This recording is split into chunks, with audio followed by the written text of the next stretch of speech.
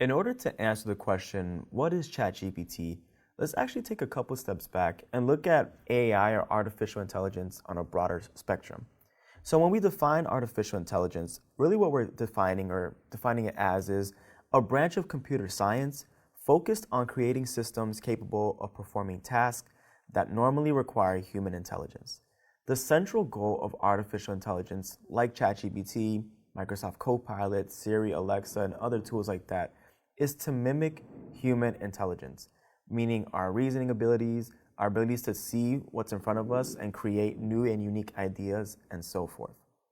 That's a very broad level overview of AI. There's so much more definitions and components to it, but we're just going to give you sort of that more beginner level overview of it. So what are some of these tasks that AI can perform? They can include problem solving, understanding language. You'll often hear me describe it in this course and other courses related to AI as natural language. Essentially, that is artificial intelligence's ability to process the voice that you hear speaking to you or the words that we are typing, understand it, and create content from it or analyze patterns based on that language that's being inputted. Recognizing patterns and learning from experience. I think this is the central key to what we call generative intelligence, which is what the bucket of AI that ChatGPT falls under. What makes it so special is that they learn from experience. The more data we put into it, the more that it can learn and build. And then what's special about generative AI is that it uses that learned experience to create brand and new and unique content.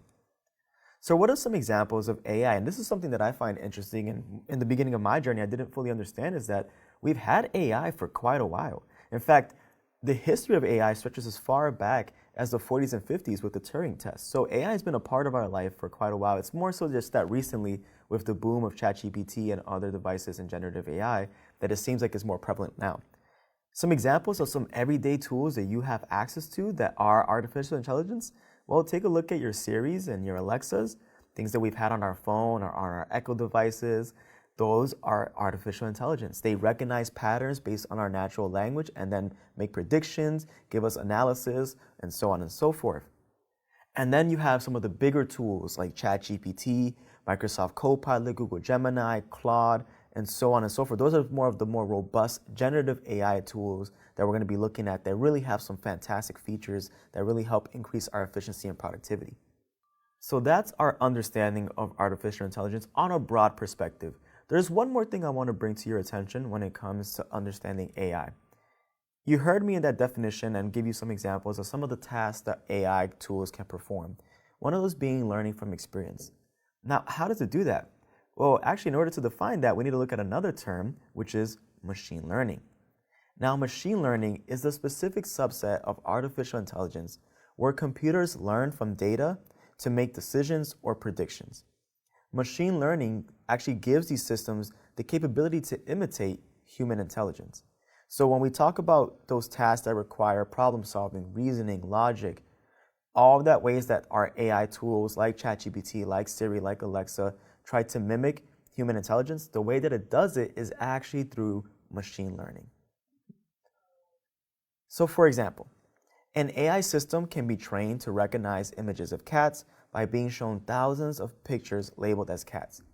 So what we do is when we program these AI tools, we will input thousands and thousands and up to the points of millions and billions of data points, from books to articles to lessons to videos to everything that we have access to.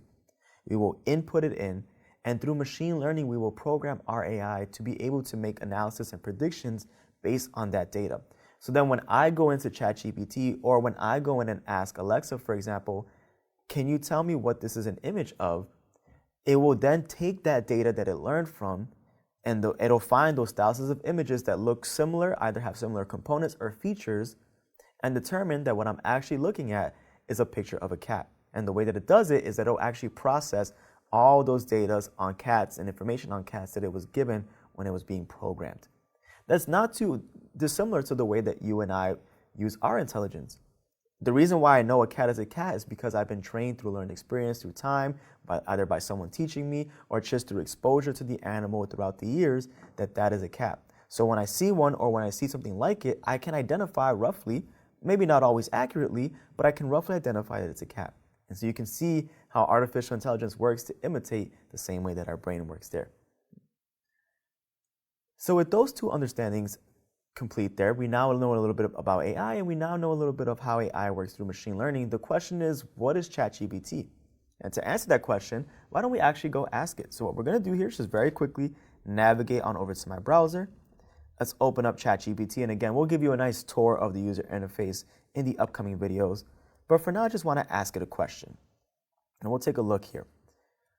Again, we'll define what all of this is later on in the course, but essentially what I gave it is a prompt. A prompt is a request, an instruction. In this case, I'm asking it, how would you define yourself, ChatGPT, to someone who is new to understanding AI or AI systems? And then I'm just giving it a couple of formatting, because ChatGPT loves to give a really in-depth answer. So for the sake of our learning here, just write a few sentences to the maximum of a paragraph. And let's take a look at how ChatGPT defines itself. So ChatGPT is an AI-powered chatbot designed to understand and generate human-like text based on the input it receives. So you can see that even in its own definition, it's echoing a lot of what we just learned in our very own definition of AI and machine learning. And you can see here, right, here's machine learning right here. It uses advanced machine learning techniques to answer questions, provide explanations, assist with tasks like writing or brainstorming, and engage in conversations on a wide range of topics. Think of it as a virtual assistant that can process and respond to text in a way that feels natural, but it doesn't have emotions, opinions, or personal experience, just a vast amount of knowledge and language skills. So you can see here in that very own definition of ChatGPT, it identified itself as an AI-powered chatbot. It made reference to the fact that it uses machine learning techniques to help imitate human intelligence. And in the next couple of videos, we'll dive in a bit deeper as to, now that we know what ChatGPT is and we have this knowledge base, what do we use it for? So let's explore that in the next video.